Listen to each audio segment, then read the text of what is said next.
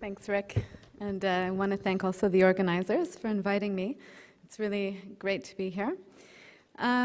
Okay, so I thought I would start off with a quote from a friend of mine, Giles Yeo, who's at Cambridge, because I thought he said this really well, and I think this is something that Rick was basically just saying as well. The obesity epidemic is a neurobehavioral problem that stems from the interaction of a vulnerable brain in an unhealthy food environment. And I think that there is pretty much general consensus that this is the case. And inasmuch as the brain is a key facet of this definition, or at least beginning understanding of the causes of the obesity epidemic, neuroimaging is going to be, I think, a critical component to figuring out what to do and how to, for example, come up with regulations and understand what it is exactly about the modern food environment that is engaging appetitive circuits, homeostatic circuits and their interaction, which might have been different from our food environment before. And I think there's probably many ways in which neuroimaging can be used to do this, and there's now an explosion of neuroimaging studies of obesity, and they're getting to be really sophisticated paradigms in decision-making and integrating now finally brain-gut access. I'm going to focus on cue reactivity, because this is really what we know most about. And so in terms of food cues for me, the French boulangerie, even though I've just had lunch, when I look at the palmière up there, this is this one, I still want it. If I smelled it, it would be even worse.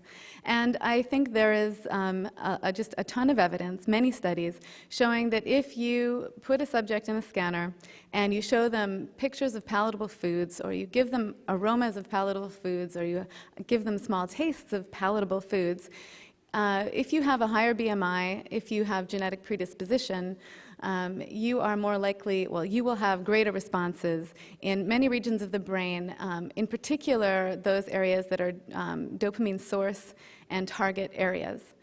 Now, this sort of heightened brain food cue reactivity turns out to be important because it predicts behavior.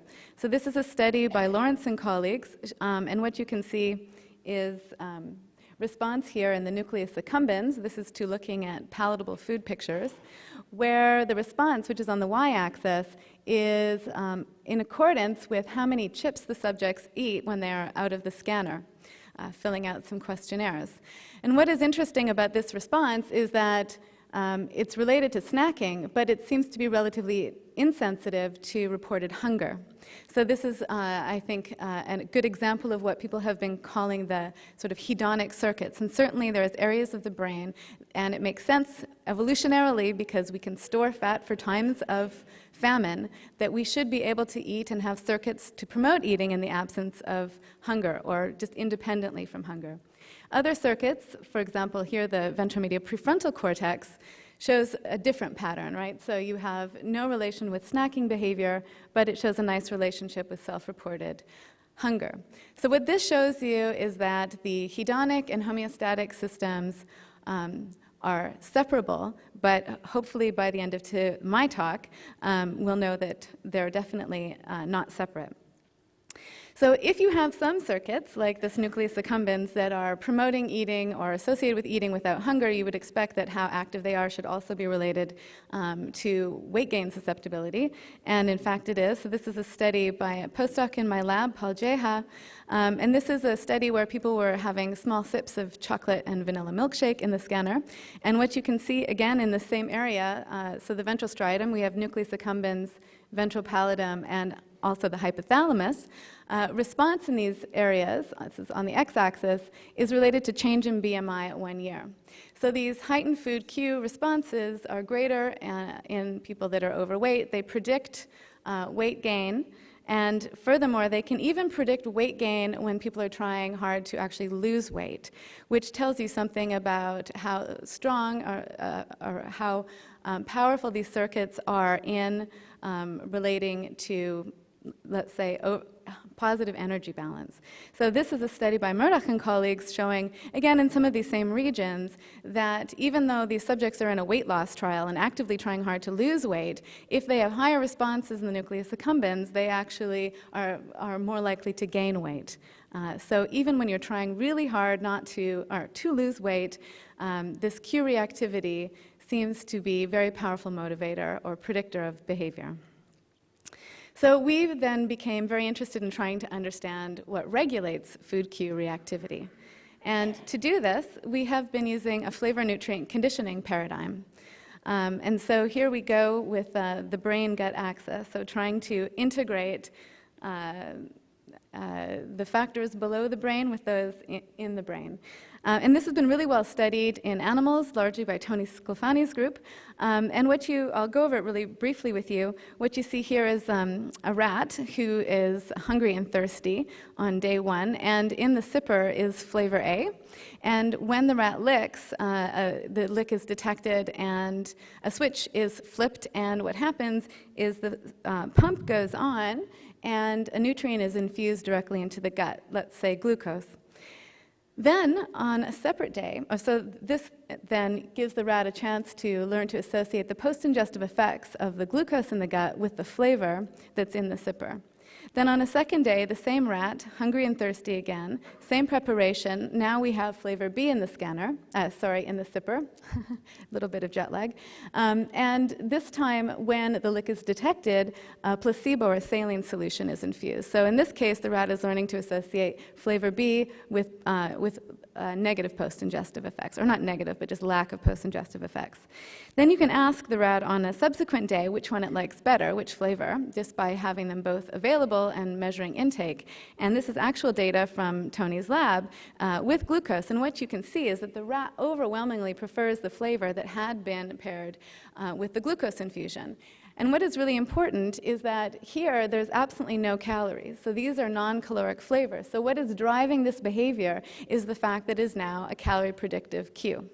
So this then gives us a way to measure how potent a reinforcer, how rewarding that stimulus is in determining and promoting eating behavior. So we've been taking this to the human. And there's already a large literature showing that this association learning is highly dependent on dopamine. So if you block dopamine signaling in multiple regions, including the hypothalamus, the amygdala, the nucleus accumbens, you completely abolish this sort of learning. That much is clear. What is less clear is what exactly is the post-ingestive signal that is allowing for this neuroplastic changes to code to increase the value of that flavor and promote eating. But it is known that it is the post-ingestive effect that is critical, because if you do these experiments with artificial sweeteners, you do not condition preferences. So this has been shown in rats, but also there's some evidence that this is the case in humans. So this is a study from Martin Yeoman's lab, where they show that post-oral, so the post-ingestive effects, but not oral signals, are necessary and sufficient for flavor preference formation. So in their study, there's no intergastric infusions, because it's with humans. There's a pretest, and subjects are simply rating how pleasant some flavors are, and then intake is measured. And then there's a series of exposure sessions in which the subjects are basically allowed to associate a novel flavor with a post-ingestive effect. So in this study, there's 3 groups. One group gets the flavor, and this was a flavored yogurt, plus sucrose. So now that yogurt has a greater post-oral effect because sucrose is caloric, as well as an oral effect because it's sweet. The second group of subjects has a flavor plus maltodextrin. Maltodextrin to humans is pretty much tasteless and odorless. So this is a situation in which you have a post-oral effect in the absence of an oral effect. And then finally, the third group of subjects had the flavor with aspartame. So they had sweetness, but no increase in post-oral effects. Then they just simply repeated the pre-test and a post-test, and this is what they found. So first of all, if you look at panel C, you can see that the sweetness, if we focus first on aspartame, increases relative to baseline. So that means that when subjects are tasting this flavor, even with the aspartame now not in it, they report it as being more sweet than it was before. And this is a well-documented phenomenon. However, if you look over at changes in pleasantness and intake, the aspartame actually does not increase pleasantness or intake over the baseline conditions. So that means that this non-nutritive sweetener, which is sweet and present in every exposure session, does not condition a preference. Now, if you look at maltodextrin, it doesn't make the flavor any sweeter because there's no oral component, it's not sweet, but it does moderately or slightly increase pleasantness, and it significantly increases intake. And this means that the post-oral effect by itself is both necessary and sufficient for inducing this flavor-nutrient association learning and increasing the reward value of the flavors, and thereby promoting behavior. And I should also say that if you look at the sucrose, this is the most effective stimulus because it seems as though there's some interactions there. But we were most interested in post-oral effects because this seems to be the key, the critical signal. So, first of all, we were trying to figure out what to measure along with brain response. So what could be that post-ingestive signal that is getting into the brain? And there was some recent data from a collaborator of mine whose office is next to mine, Yvonne Diarujo, showing that glucose oxidation controls intake levels of sweet tastants by modulating extracellular dopamine levels in the striatum. So what you're looking at here are two graphs of microdialysis data. This is data from the striatum. And in the first panel A, what you see is a change in percent dopamine when the rats, or actually the mice, were allowed to lick and consume glucose. And that's in the open circles here. And what you can see is dopamine levels rise. They go up compared to baseline. However, if you simultaneously inject intravenously 2DG, which blocks metabolism, then the ability of glucose intake to elicit dopamine is blocked, and that's the solid circles. So basically, the glucose needs to be metabolized in order to elicit those dopamine responses and increase the extracellular dopamine. He also showed that you get an effect on behavior. So this is under vehicle. The rats will increase licking, but if you inject 2DG, that effect is attenuated. So this means then that the metabolic effects, the metabolic impact of ingesting glucose is important for its reward value. So our hypothesis was that this would be related to regulation of brain food cue reactivity.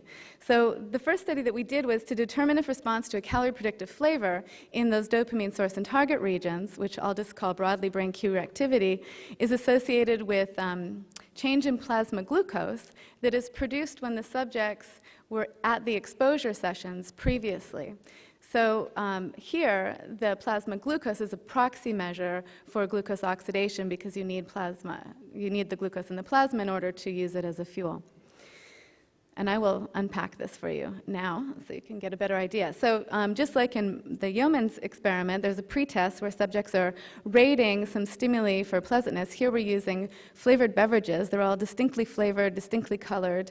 They're not supposed to be that good because we want to start with something that's not so good and so we can actually make it more pleasant.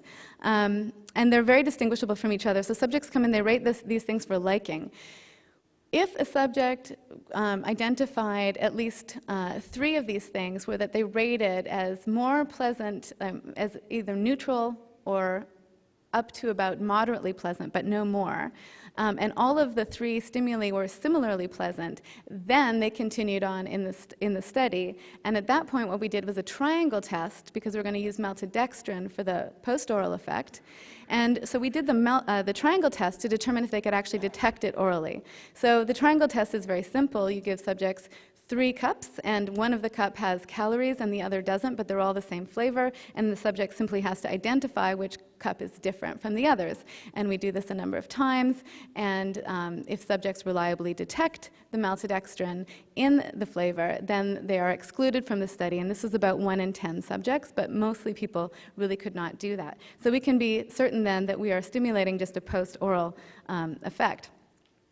Then subjects go through some exposure days, and this is what a single exposure day looks like. So first of all, in the exposure days, one of those 3 stimuli that was rated and selected from the pretest is designated as the CS minus, so this would be the blue bilberry in this case.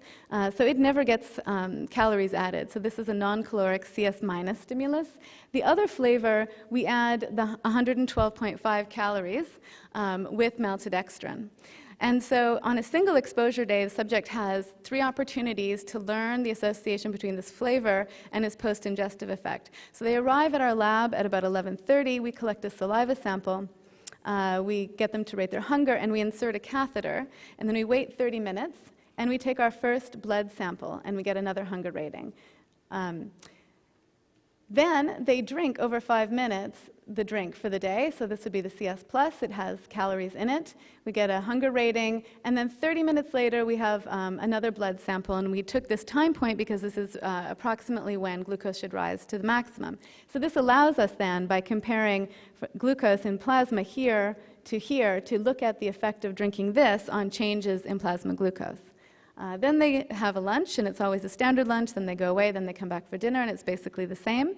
And then at the end of the day, we send them home with a bottle, which they have for breakfast, essentially. So there's 3 chances to associate the flavor with the post-ingestive effect. And this is, of course, repeated for the CS minus as well.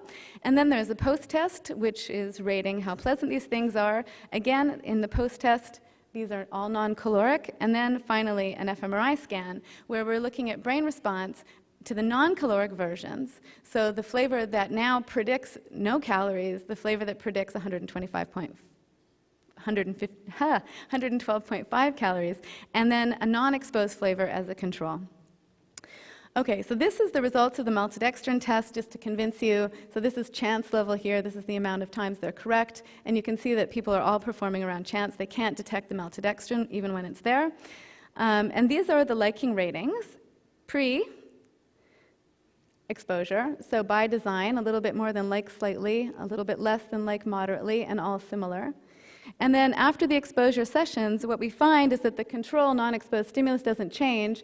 The stimulus that had the maltodextrin in it actually becomes more pleasant, and it goes from like slightly to like moderately, which is a small effect, but I would argue that it's perceptually meaningful.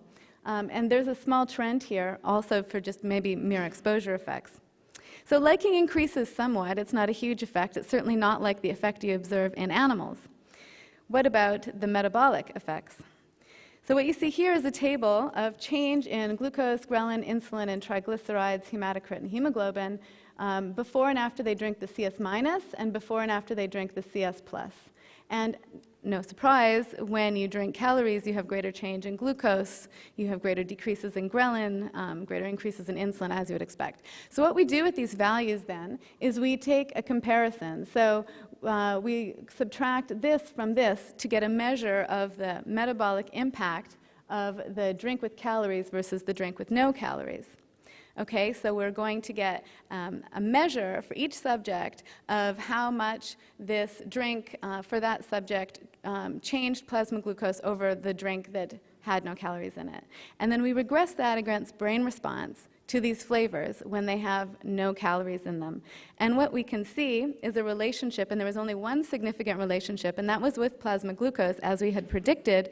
And what you can see, again, in the Nucleus Accumbens, bilateral and whole brain corrected, which is a large effect for neuroimaging, as well as the hypothalamus, where response to the flavor that now predicts the caloric consequences versus the flavor that predicts no calories is graded according to how much change in plasma glucose occurred. So what is important here also is that every subject has the same dose, right? So what's causing the spread is the way that they're metabolizing, absorbing the glucose. And this seems to be a really critical regulator for food cue reactivity. So the metabolic impact, at least for carbohydrates, seems to be very tightly tied to how responsive the brain is when it then encounters stimuli related or predictive of that post-ingestive effect.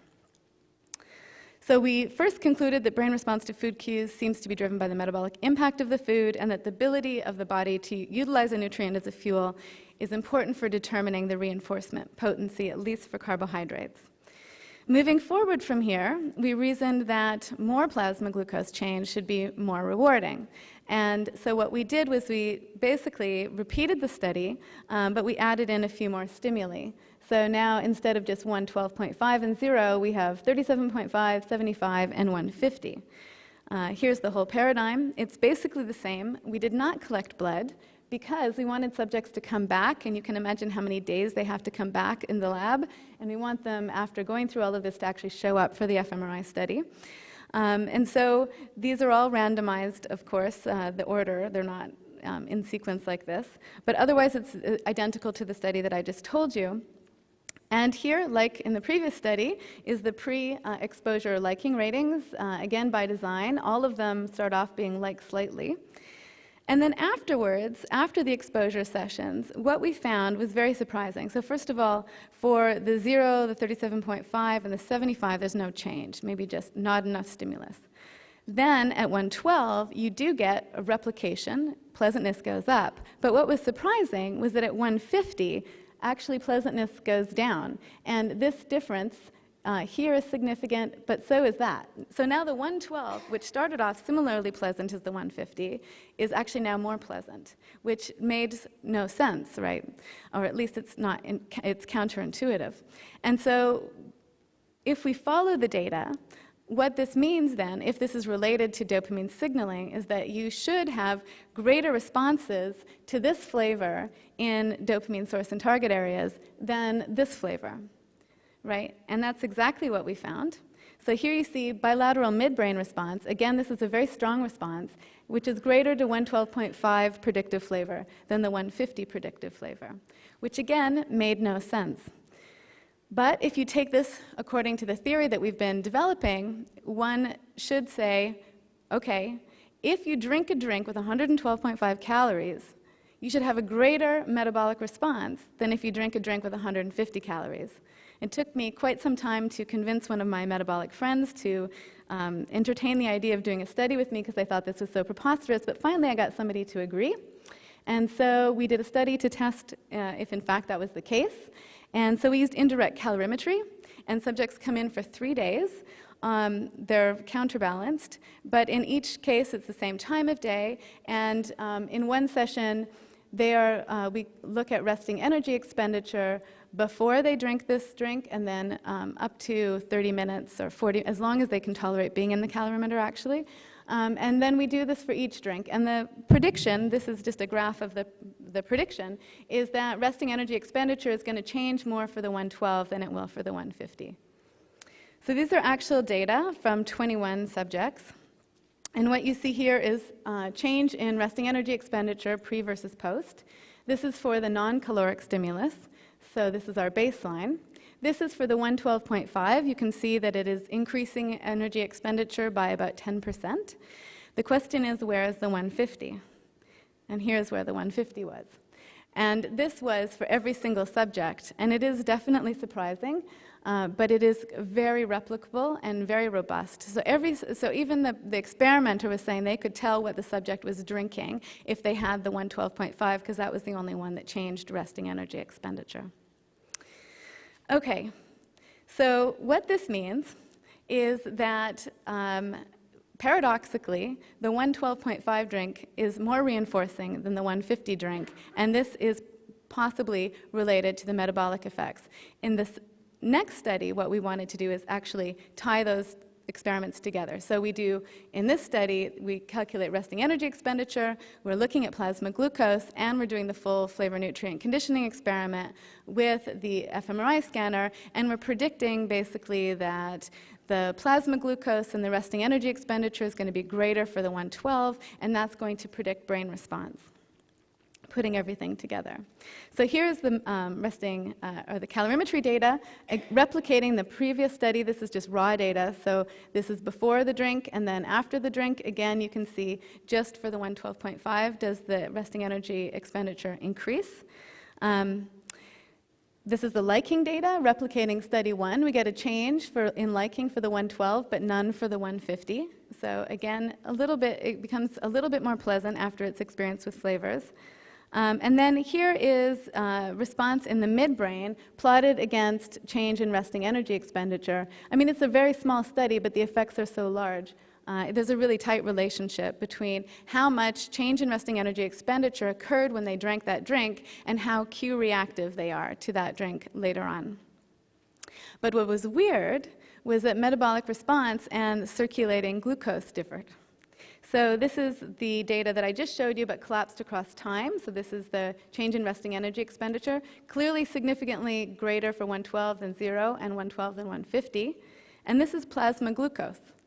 So what you can see is no change, of course, for the 0, a change for 112.5, but this change for the 150 is also significantly greater than 0, and this difference is not significant. So what this means then is the glucose is getting through the gut and into circulation, but it is just not being used as a fuel and causing a metabolic effect. What this tells us, I think, is pretty strong evidence that it really is the change in metabolism using the glucose as a fuel that is driving the food Q reactivity, because the 112 is the one that you get the food Q responses to over the 150, and this is the one that becomes increasingly liked. But of course, it's a very strange effect, and it's still, none of this really made any sense to me. I completely believe the data 100%, but I didn't really know what it meant. And so we've been thinking a lot about this. And in thinking about it, my son's name is Darwin. I'm a closet evolutionary biologist. And I love this quote by Theodoros Dobzhansky, "Nothing in biology makes sense except in the light of evolution." So if we think about the stimulus we're using, it's liquids. And the reason it's liquids is because it's very hard to deliver solid foods in the fMRI scanner. This would be something wonderful to be able to do, but we can't, largely because of movement artifact. So I thought, what happens if we know that liquids are trafficked through the gut faster than solids? This is well demonstrated. What if, and you were hearing about this morning from the talks by Dr. Moran and Ritter, that those glucose-sensing cells in the gut are using rate and maybe concentration as an indicator to estimate how much glucose is coming in. This would then be different for liquids and solids. So for example, at any one time, you can only use so much glucose to support metabolism. The rest should be stored. So you have to have some way to measure how much is coming in. So let's just say the magic number is 50. I don't know that it is, but let's just do a thought experiment. Let's say it's 50. If you drink a drink that has 150 calories in it, and you need 50 calories as the optimal amount to burn, and you happen to estimate there's 200 calories there, an overestimation because the rate is faster, then you'd end up storing 150. But because there's only 150 there, the net burn would be 0, but it would still get into the plasma. On the other hand, if you had a solid food where the rate was trafficking according to how the system evolved, then you would end up estimating 150 calories, taking that 50 to burn, and storing 100, and so you should see a change in resting energy expenditure. So, of course, we then did the study, basically to test whether the relationship between caloric load and these metabolic responses is the same for liquids, or different, for solids as it is for liquids. And so we did the salad study, and we used salads because they're relatively low in calories, and also because we could make Maltodextrin salad dressings to use basically the same stimuli. And we just did, as we had done before, resting energy expenditure before and after. So this is the liquids, just like before, significant change, no significant change for the 150 versus the 0, but a significant change for the 112 against both. And here's the solids. So what you see here now is a significant change for the 150 versus 37.5. We couldn't get 0 calories. And furthermore, this interaction is highly significant. So what this means then is that the relationship between metabolic response and caloric load differs for liquids versus calories, and presumably this is going to have effects on understanding food Q reactivity. So to summarize and bring into a larger perspective what I have gone over today, first of all, I would say that heightened food cue activity definitely exists. It's associated with BMI, eating in the absence of hunger. It's a reliable biomarker of weight gain susceptibility, and it's important to figure out what's driving it for understanding how our food environment interacts with physiology to promote obesity. Oh, sorry, the line must have moved. So our results are consistent with the hypothesis that for carbohydrates at least, brain food cue activity is linked to their utilization as a cellular fuel. And I think that by better characterizing the metabolic impact of modern carbohydrate-containing foods and beverages, we'll be able to start to get a better understanding of how these new sorts of food environments can interact with neural circuits to promote obesity. And there's certainly differences in the food environment. Foods, the profiles, the metabolic profiles really differ. We have fat and sugar together. We've never had that before.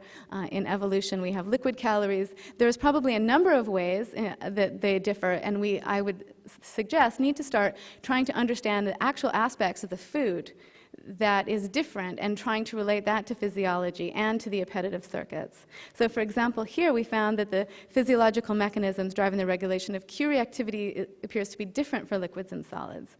So we know there is a well-established relationship between consuming sugar-sweetened beverages and obesity. This is a possible link. So what is actually happening to that 150 calories? More generally, and this is where I'll end, I think we really need to have a greater focus on the brain-gut axis, and I think imaging is going to be critical for this. So for example, what happens when you add caffeine? What happens when you combine nutrients? What happens with people with altered glucose metabolism? Are they at heightened risk because they're going to have larger glucose responses? So there's these and many, many more questions, but the main point is that it is time to begin to integrate the food, the characteristics of the food with their physiological effect in the body and how that is regulating brain circuits. And with that, I'll end with acknowledgments, NIH and also PepsiCo for funding part of this work, and my collaborators, in particular Ivan Diarujo and Martin Yeomans, and also Keith here and Marja and Paul for carrying out most of the work. And thanks for your attention. Sorry for going over.